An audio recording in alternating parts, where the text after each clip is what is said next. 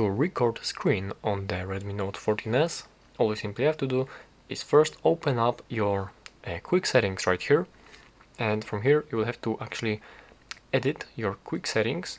Scroll down and go for the edit button, and right here I'm not sure if the screen recorder, this button right here, is right here by default. Let's pretend it's not.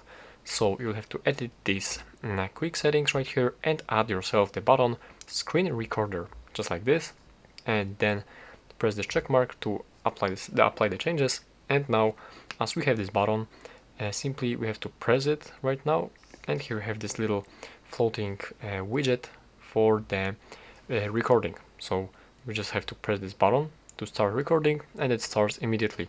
Now it is recording our screen, and yeah, that's basically it. If you want to stop recording, you'll have to press twice on this widget, because as you could maybe see, it gets grayed out, so you will not be able to press this button. You have to press once and press twice to actually stop the recording.